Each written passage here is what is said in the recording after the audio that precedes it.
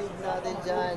Patuloy po kami supportahan Barangay Nebra and TNT and of course, buong PBA. Thank you. That's it for me. Meron po. Daddy, two Meron pa? questions lang po. First one, ano sa tingin mo ang edge or advantage ng team nyo para makamit nyo yung trophy? Well, I think meron namang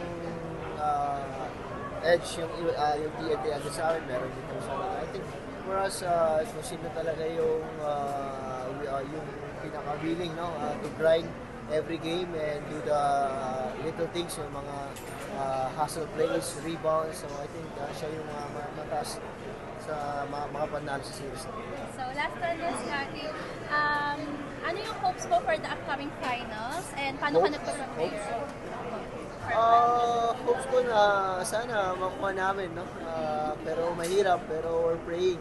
Especially may praying na sana sa amin naman ngayon. I'm sure naman. So good luck po. Thank you. And Thank you. isa lang, pwede po magbati ng happy birthday kay Raymar. Okay, iba pala yun. Hello Raymar, happy birthday. Enjoy ka sa special day mo and God bless you. Scotty, last alam natin medyo mahirap tong series na to, sabi nila. May forecast ka ba? Tingin mo masasagad to sa 7 games? Well, I think siguro kami mga players, no, kung kaya naman talagang, kung kaya na mas gusto namin na syempre mas mawadali, di ba, mas mapaaga. But we all know, sobrang hirap doon, no? Wish lang namin yun.